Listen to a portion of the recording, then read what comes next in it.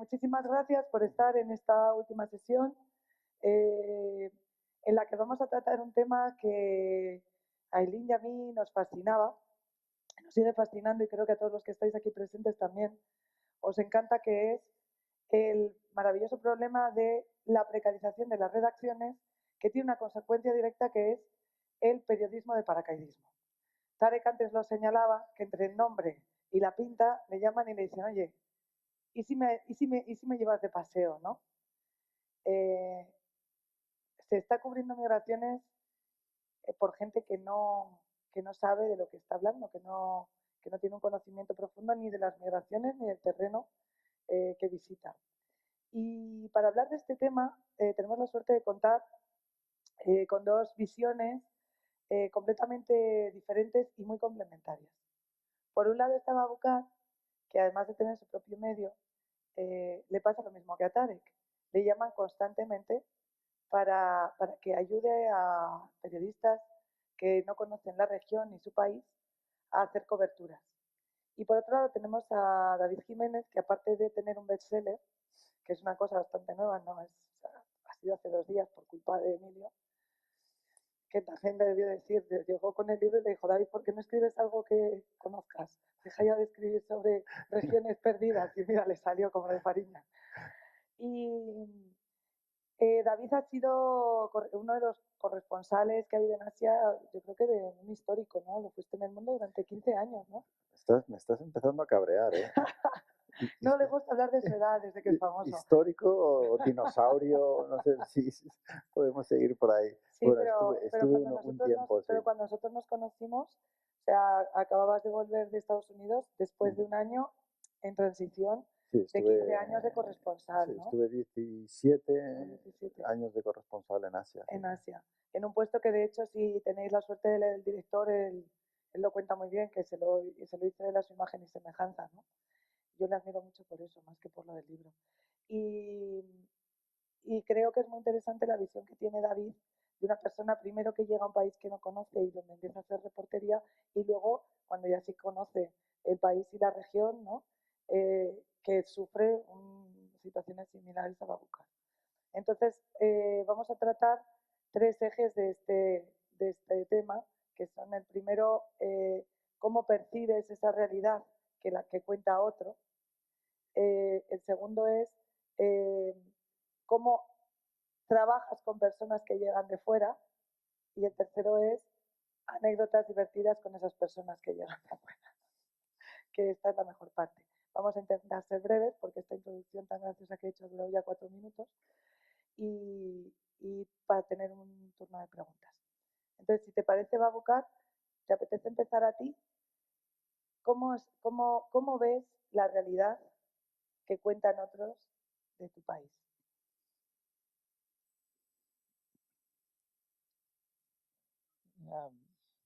I would say, first of all, good morning. En primer lugar, buenos días a todos. En mi opinión sobre este tema es que algo que tenemos que ver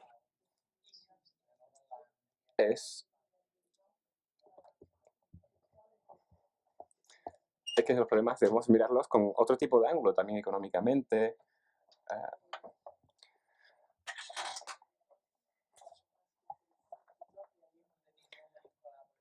La gente que de costumbre colabora con nosotros, gente que realmente conoce mucho sobre el tema, debemos recurrir a ellos, y en muchos casos, si no sigue la realidad, puede haber muchas distorsiones de esta realidad. Y esto lleva a la desinformación. Y esto puede también ser muy perjudicial, como sabemos.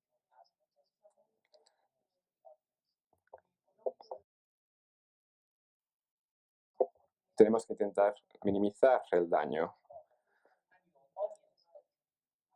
Y también el daño que se puede provocar al público al que se le está informando. Por ejemplo, era colaborador con un periodista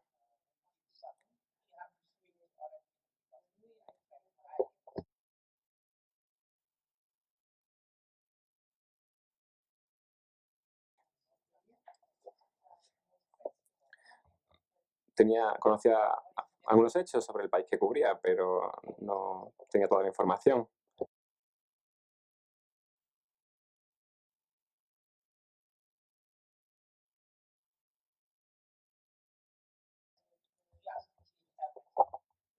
Y yo me di cuenta de que todo lo que tenía había que cambiarlo.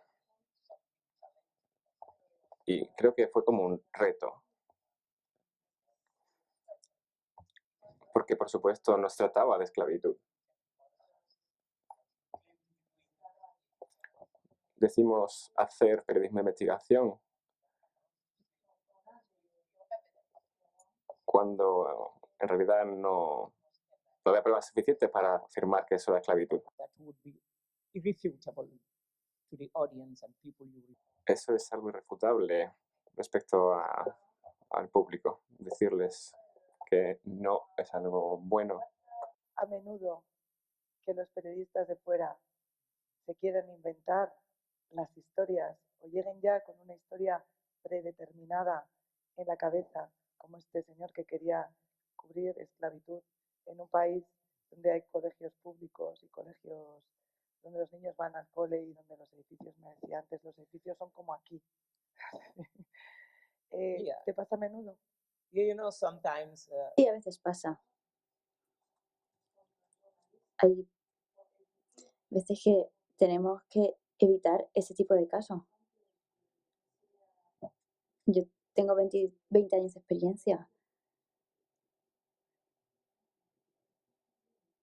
Y yo vengo de una época en la que ni siquiera había escuela de periodismo. Y yo aprendí en talleres. Al principio teníamos dilemas éticos.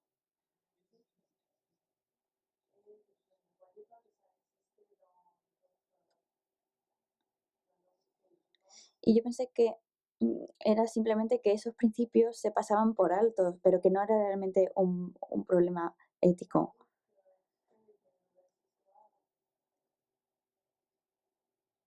Y esas comunidades de Gambia, en ellas no había esclavitud.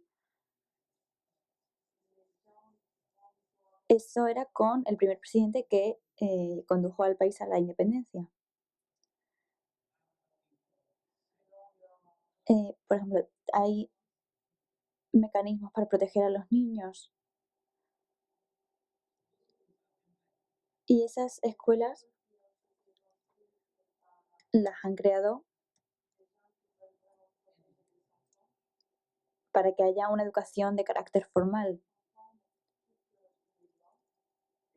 Y así las escuelas alcancen un nivel superior.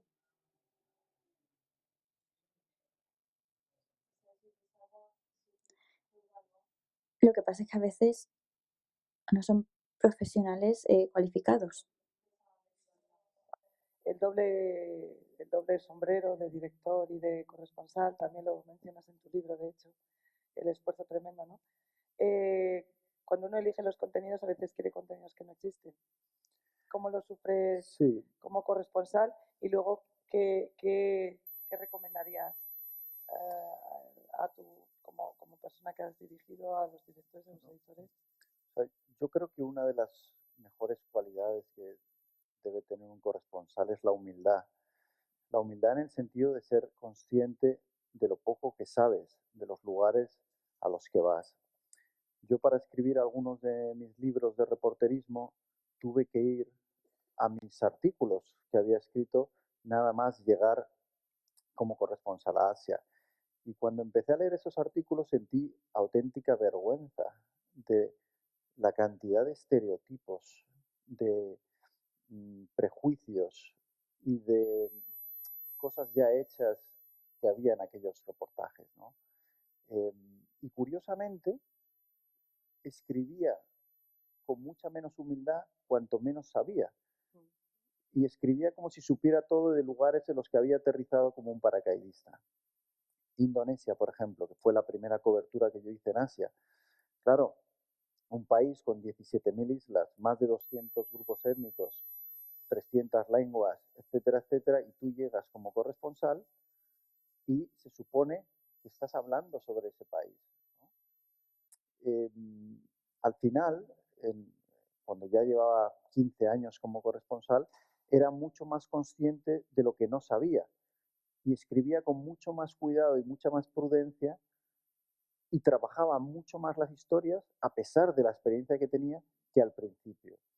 Y yo creo que eso es importante, ¿no? Ahora que se está perdiendo la figura del corresponsal, Es lo que te iba a decir. el tener a gente que vive el país, que no aterriza simplemente, está una semana y se escribe un gran reportaje de algo que no entiende, sino que lleva años, que tiene el contexto histórico, que tiene todos los elementos, que las fuentes son buenas y no son simplemente las del taxista, ¿no? Ese clásico de aterrizar en el aeropuerto y coger 3 citas del taxista, ¿no? Que se hace mucho. Y, y eso, una vez me convertí en director del periódico, el haber sido corresponsal, yo creo que me ayudó también en la cobertura de la crisis migratoria que me encontré al poco de llegar en el año 2015, ¿no? Porque yo creo que el mundo en esa época fuimos el primer periódico en España que realmente detectó la gran crisis que se estaba produciendo, enviamos a gente a Lesbos, etcétera, desde el principio y tratamos de hacer algo en profundidad que saliera un poco más allá de simplemente contar el drama y demás, ¿no? Pero sí creo, como decía al principio, que la humildad es fundamental, que al final a mí me ha ocurrido, por ejemplo, ahora al leer crónicas sobre España de corresponsales extranjeros, sobre Cataluña, por ejemplo, y he leído cosas en diarios muy importantes que no tenían nada que ver con la realidad. Y entonces eso me ha hecho volver atrás a mis historias cuando yo cubría conflictos, revueltas y situaciones en países de los que sabía muy poco para realmente llegar a esa conclusión, ¿no? De que en algunas coberturas me faltó humildad y que esa es una cualidad muy importante para reflejar la realidad. Me preocupa bastante el tema que las corresponsalías van a ir desapareciendo cada vez más, la precarización de los medios es un hecho creciente y las migraciones, como hemos abordado durante todo el Congreso, son un tema que afecta directamente a las personas, o sea, son un tema donde los seres humanos son el centro, ¿no?, de la historia. Y no todas las personas que cubren migraciones van a tener la suerte o van a buscarse esa suerte, como hay aquí un montonazo de gente freelance que se busca esa suerte, de tener la capacitación. Babucar, ¿cómo una persona que está en terreno, que permanentemente le están llamando para hacer trabajo de Pixel, puede mejorar esas coberturas? ¿Que tienes algún sistema? 3 puntos, una cosa escueta que utilices siempre que te viene un paracaidista a tu país para mejorar su cobertura. 3, 4 claves. Porque quiero hacer preguntas. Yeah, really, there are many factors and the way we Hay muchos factores con los que podemos trabajar para mejorar esto, para mejorar las colaboraciones.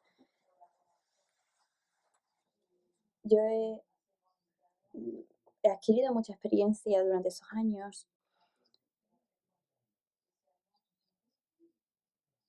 Por ejemplo, Gambia, que es un centro de noticias quizá menor y a veces parece que se olvida, pero en mi país han sucedido atrocidades impresionantes. Y eso no tiene que ver con el tamaño de la población. Han desaparecido civiles, periodistas y han sido encarcelados por todas partes.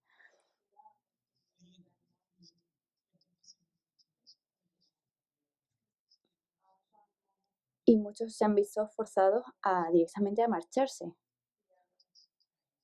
¿Y qué es lo que hacemos con nuestras técnicas? Recoger información para ofrecérsela a la gente.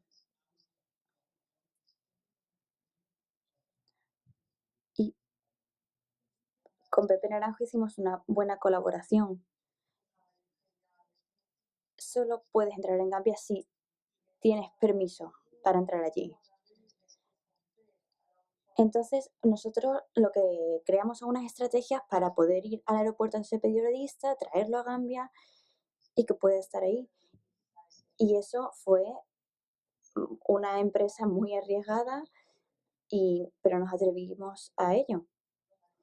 Pero así es como conseguimos que un periodista español viniese a Gambia a cubrir noticias. Así estamos evitando una perspectiva eurocéntrica, es decir, no es un europeo que viene a dar noticias sobre África, sino que es una colaboración entre un periodista de África y un periodista europeo. Y esto es efectivo, porque el periodismo se basa en conseguir unos resultados y tener un impacto. Nosotros la mayoría de las noticias que sacamos a la luz tienen un impacto en la población. Y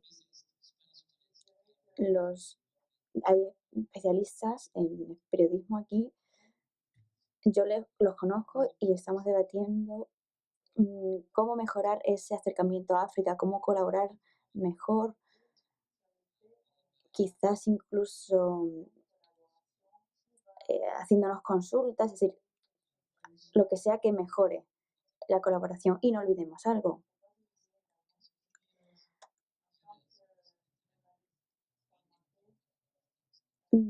Es fundamental que los profesionales periodistas lo sean, porque muchas veces nos encontramos con gente que no lo es.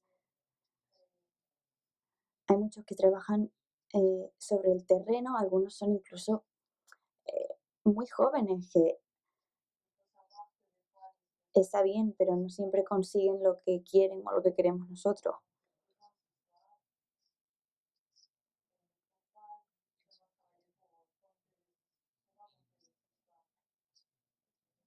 Nosotros en ningún caso queremos mandarles allí y explotarles. En este congreso lo que acabas de decir.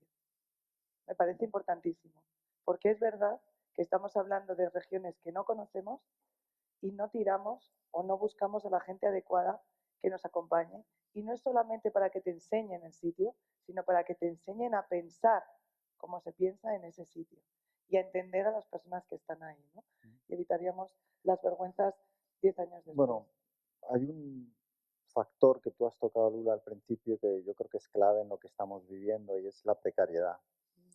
Si yo voy atrás a las historias que pude escribir para el mundo, la mayoría no se podían haber escrito sin unos medios mínimos. Cuando yo, por ejemplo, escribo sobre mujeres norcoreanas que cruzan la frontera en China y son vendidas a solteros chinos, claro, aquel reportaje requirió de una semana, 10 días de trabajo sobre el terreno para contactar con los traficantes, requirió de una inversión económica importante y una apuesta periodística para hacer un gran reportaje en el dominical. Claro, si tú tienes, en vez de corresponsales con esa seguridad financiera y esos medios, tienes a freelance a los que estás pagando 40, 50, 60 euros por una crónica, que tienen que estar trabajando para 5 medios para llegar a fin de mes, que muchas veces, y yo tengo amigos y seguro que todos conocéis casos parecidos, que hay gente que por amor a su profesión y por querer contar la historia incluso llega a perder dinero haciéndolas. En esas situaciones es inevitable que la calidad descienda y que cada vez nos quedemos en la superficialidad. Compañeros de televisión, por ejemplo, me cuentan cómo antes, hace unos años, cuando se iban a hacer un gran reportaje sobre refugiados o lo que fuera, claro, les decían, bueno, quédate ahí un mes o unos cuantos días. Ahora es, vete, haz lo más rápido posible tu trabajo y al día siguiente vuélvete. Y así es imposible contar las historias bien. Perdona que te interrumpa, pero yo creo que hay un tema que ha señalado Abubakar que va más allá de eso, que es la visión. Es decir, él ha hablado del Sí, esto se afrocentrismo y del añade a ese eurocentrismo. otro problema, por supuesto. Independientemente de que tú tengas capacidad para quedarte en un tiempo, tú hasta pasado un tiempo no fuiste asiático. Tardaste en ser, Pero por en eso, entenderlo, pero ¿no? por eso la figura del corresponsal sigue siendo importante, Claro. porque yo creo que el corresponsal a partir de cierto tiempo trasciende un poco, va más allá de eso y empieza a ver el lugar con la perspectiva también local. Pero si tú estás viviendo en París o en Madrid o en Londres y vas a cubrir una cosa y estás 3 días en un sitio, por supuesto tu perspectiva es la del sitio de donde vienes. Mm. Bueno, y a lo mejor también se necesita para entender mejor las historias, eso es otra de las dudas.